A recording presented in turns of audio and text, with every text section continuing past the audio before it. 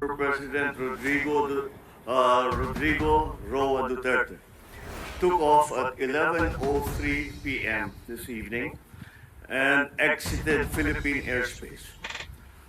The plane is en route to The Hague in the Netherlands, allowing the former president to face charges of crimes against humanity in relation to his bloody war on drugs. The former president was earlier placed in government custody at Villamor Air Base after his common law wife, Hanilet Avancenia, and members of his entourage arrived at 9:20 this morning from Hong Kong on Cathay Pacific flight number CX-907. Mr. Duterte was arrested in compliance with our commitments to Interpol. Hours before his arrival, Interpol Manila received an official copy of the ICC warrant. This prompted the Prosecutor General of the Department of Justice to serve the warrant.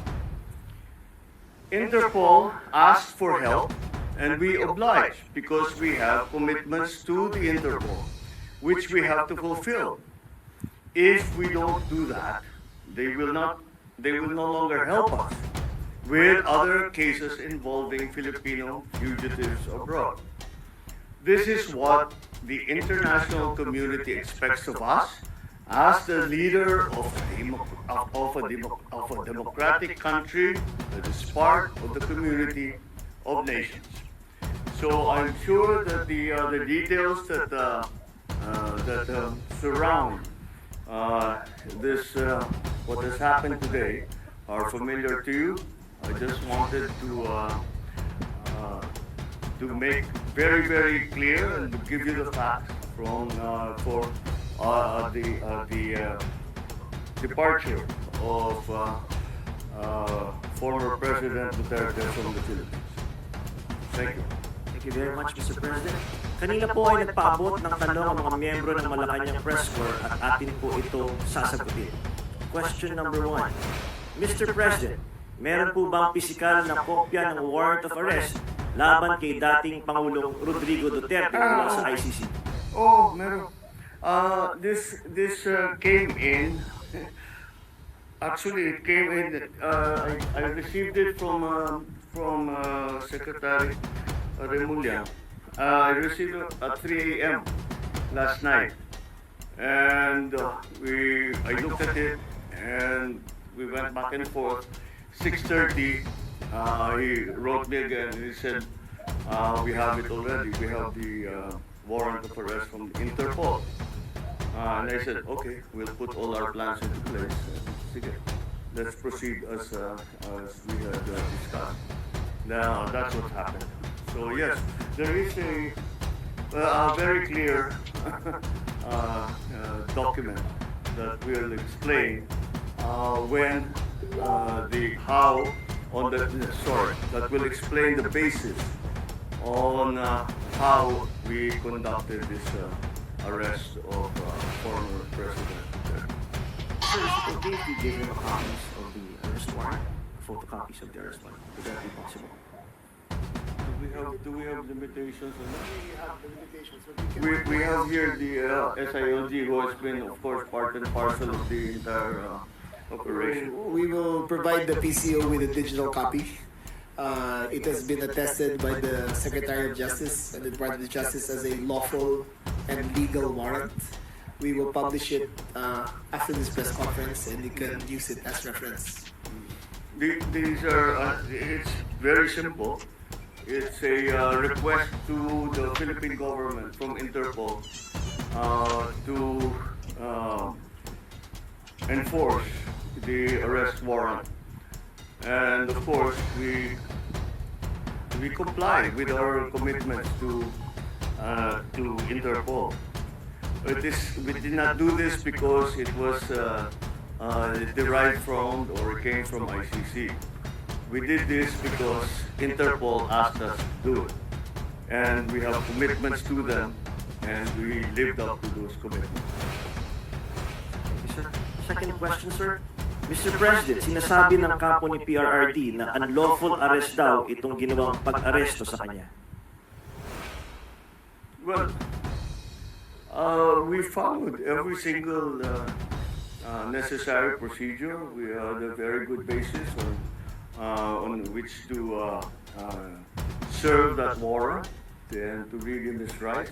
We followed all the legal procedures that are necessary. So I'm confident that if in further examination, you will find that it is proper and correct. Sir, third question from the MPC. Mr. President, may violation ba ito sa ating soberanya itong pagkaka-aresto kay dating Pangulong Duterte? No. Bakit naman? Dahil, consistent naman tayo. Hindi tayo tumutulong sa investigasyon ng ICC. Wala tayong meron tayong contact sa kanila, natural. Pero, not on an official level. We didn't help them in any way. The arrest, the arrest that we did today was in compliance with our commitments to Interpol. It just so happened that came from ICC.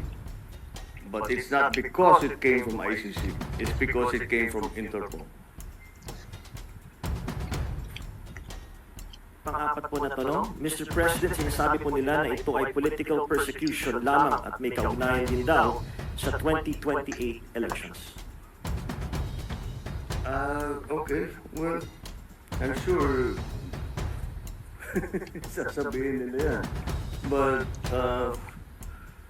this case started in 2017 when we were still members of the ICC, and it was during the time of former President Duterte. So I don't see how that can be political persecution on my part, because it was initiated before I even came into the picture. So that would seem. But once again, we have to recognize that, of course, it's natural for people to put lalagyan ng politika, kulay ng politika. Pero sinundan lang natin yung ICC, yung Interpol. Hindi natin kinakausap yung ICC. Marami silang hinihingi sa atin ng mga dokumento, wala kaming binigay. Yun lamang, hindi natin mahindihan ng Interpol. Pag sinabi sa atin, tulungan nyo kami, kailangan namin kunin itong taong ito. Dahil, kung maalala ninyo, lahat ng mga tumakas dito sa Pilipinas, gaya ni Alice Go, kagaya ni Arlie Teves, kung sino-sino pa, pati naman yung mga human trafficking sa Myanmar, pati sa mga nadadama. Sinong tumulong sa atin para makita natin yung mga ating kababayan na inaapi at ginagamit sa masamang paraan? Ang Interpol. Kaya naman, dapat naman tayo, pagka sinabi sa atin, tulungan nyo kami sa ganito, tumulong kayo. Kaya naman, ganun ang ginawa natin. Maraming salamat, Mr. President, sa paglilinaw ninyo. You want to ask another question? All right, sure. Sir, there are calls for people about, there are, in fact, as we speak, protest actions ongoing. Would you like to address the supporters of the former president? The supporters of the former president? Well, again, the government is just doing its job. Wala namang, it's not because it's one person or another that we do the things that we do. Maybe sa nung nakaraan ng mga administrasyon, baka ganun ang ginagawa. Pero para sa akin, hindi naman ganun.